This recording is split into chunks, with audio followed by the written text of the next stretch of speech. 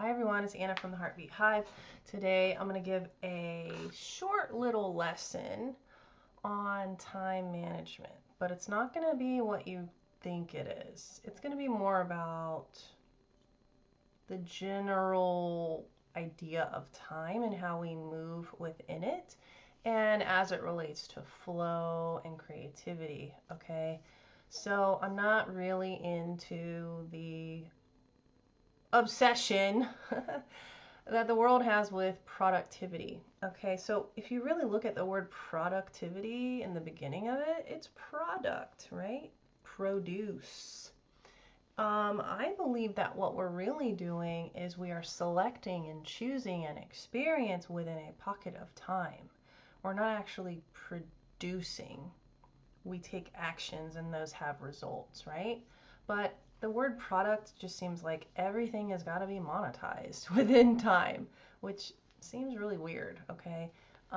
Yes, energy is a currency, just like money is a currency, but we really want to figure out how do we have command over our energy within any environment and within any pocket of time.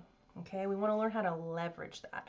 And when you learn how to get into flow through flow science and understanding the basics of how that works, you will begin to have a better experience when you sit down to create, or when you are at work, or you are hopefully enjoying life, okay? Because you've got a framework to understand, oh, this is how flow works. There's a lot of people who kind of think that it's only when the muse strikes, oh, it's just by chance. No. You can learn how to get into flow, and that's actually what I do as a coach. I coach creative people and high performers on getting into flow, managing their energy, getting organized, and in that word is also sometimes problematic. Organization for me is about harmony. How do I have more harmony in my life? Oh yeah, let me show you the shirt. You should check this band out. Okay, so what we're going to talk about first is we're going to use the framework of 10 years. Okay, so whatever you got going on for the next 10 years, let's just think about that. Okay, so the first thing is 10 years. Seems like a long time, right? Let me get the old calculator out. 10 years. And let's see, if we are sleeping 365 days, hopefully you're not pulling all-nighters more than like a couple times a year, hopefully none. 365 times 8 hours. Hopefully you're getting 8 hours. 2,920 hours per year times 10 years, as we know, is 29,200 hours. Let's divide that by 24, because we want to know how many days.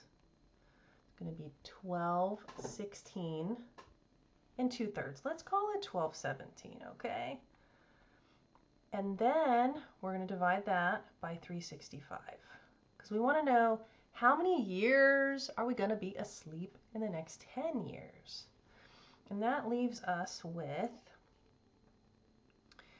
right around 3.3 years that we're asleep. Oh my God. Okay, so if that doesn't put something in perspective for you, that leaves you with 6.7 years that you're actually going to be able to work on things that you want. But that doesn't take away, that doesn't include work or eating or taking a shower, all those things. And I'm willing to bet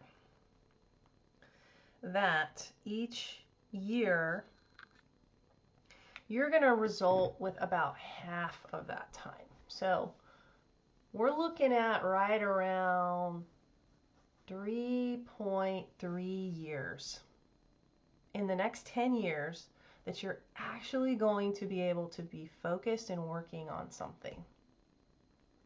You might even have less. If you want to do the math, you could go ahead and take out everything you do. Your job, taking the dog out, cooking, cleaning, laundry.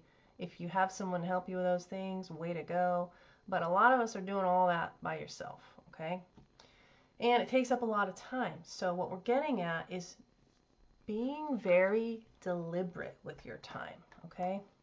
Now, let's start in with the flow cycle so that you can kind of get a better idea, all right? I'm going to do this framework for you. All right, so flow cycle, it starts out, I'm going to do it linear like this, okay? It starts out over here in what's called the struggle phase. I hope you can read this. Isn't this great? It really does look like a whiteboard. All right, so struggle. All right, so our brain waves right here are really fast. Okay, in this stage right here, you might be like aggravated or distracted, right? You're like, where's my pen? You know, you're noticing a lot of things. You're like, what time is it? Okay, that's the struggle phase. And don't worry about struggle. You can also call it the set up phase. That's what I like to call it. I'm just getting things set up. No need to worry. I'm getting to work. But what we want to do is understand the flow cycle here very well so that we don't get stuck here, okay? We want to understand that it's going to click at some point. Your brain is going to give you some really nice chemicals, and you're going to have what's called the release phase, okay? And in here, all these really great chemicals are being produced naturally. Isn't that awesome? Some of these chemicals are more powerful than medical morphine. That is crazy. You can produce this all by yourself. And you can do that once you understand flow triggers. But if you just think about right now, what's something that I do in my life where I lose track of time very easily because I'm just enjoying myself? I'm so into whatever it is. That would be flow, okay? So I'm sure you can find one or two things to reference.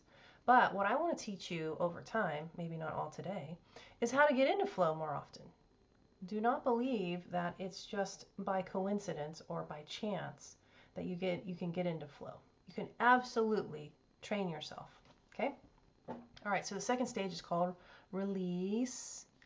And this is when your body is producing these wonderful chemicals that help you focus, okay? For athletes, it might be chemicals that go to your muscles and help you perform better. So endorphins, right? Anandamide, things like this, okay? So then something clicks, right? You get into a rhythm. You're like, yeah, this is excellent. Then we get into what everybody knows and loves, which is the flow part of the flow cycle, flow stage. And here, our brain waves are a little slower. They're kind of in between alpha and theta. So we have less of the self-critic in this period. We also are, let's relate it back to time. We have what's called transhypofrontality. So our portion of our brain that perceives time is less active when you're in flow. So that is why you lose track of time. Isn't that cool? Cool. All right, so what happens when you come out of flow? What are some signs that you're coming out, right? That would be you start noticing the time. You start making mistakes. You're a little tired. Maybe you're like, I'm hungry. Oh man, I haven't used the bathroom in 2 hours. Okay? That would be you coming out of flow right here. This is called the recovery stage. Okay? And you know what? A lot of people skip over this because this part feels really good. Okay? But what happens is when you skip over this, okay? I love this. I love being a teacher. When you skip over this and you keep going like this, I'm just going to flow all night. What happens? At some point you come all the way down. Oof, you come all the way down, and when you try to get into flow again, you can stay right here in this struggle phase a really long time because you didn't get proper recovery. Okay, so you may not even attempt to do what you were gonna do when you stay out of recovery. You don't give yourself ample time to rest, and okay, you don't give yourself enough time to rebuild these chemicals that you need to get back into flow. Yeah, is it clicking right now? So what do you do? What do you do when you're here and you're like, but it feels so good, right? You can do something called a peak exit, okay? So let's just define that, and then we might call it a day because I don't want this to get too long, and I want you to be able to chew on this for a little bit. You can do something called a peak exit. This is when you come out of flow and you're like, okay, I'm not in flow anymore. I need to stop. I need to wind down. I need to leave whatever I'm working on, because if I go further, actually my quality is going to decline, okay? So, the peak exit. Knowing when to take that, having the discipline to do that, and the discipline to rest, right? What are some things that you can do in this peak exit? You can make a note of where you are. You can create a physical marker, right? So that's what bookmarks are, right? Just put it in the book, and then you're like, that's where I was. And you'll notice sometimes when you put a bookmark in a book, you kind of need to go back and read like a paragraph or maybe even a page before that if you really want to get back and be immersed in it, figure out where you left off. That's because that context of the book, and you've already put it down, put the bookmark in, gone out, slept, lived life, ate, went to work, and came back. That context from when you were in flow to where you weren't, it takes an adjustment, okay? But I don't want you to be afraid of this peak exit, because a lot of people are like, but I'm on a roll. I'm like, yeah, you are on a roll. But if you actually rest, you're going to go through the cycle again, and you're going to be able to experience this more. Okay? So, excuse me. The peak exit is really important. If you take anything away from today's short little video, that would be it. Of course, I want you to learn the flow cycle. Okay, struggle, release, flow, and recovery. Don't skip recovery, okay? And then make a note of where you are. This is supposed to be a marker, a physical marker, a note, or hey, maybe you have a way to have certain tabs open up the next time you start working, and that is how you'll have the note of where you left off, right? Okay. That is it for today. I hope this has been helpful. Let me just put myself over here so you can see me better. And I really hope that this has sparked your interest. I know it looks really elementary, very simple. I don't have fancy graphics and all that, but the essence of what I'm trying to teach you and what I'm showing you, if you can just get the basics and start applying the knowledge whenever you feel and when you're inspired, and then implementing things you learn from these videos, I promise you that the change and the acknowledgement and the integration is going to happen. But we really need to be patient. Okay? Patience. All right. I will see you in the next video. It's been a sweet hang. Bye.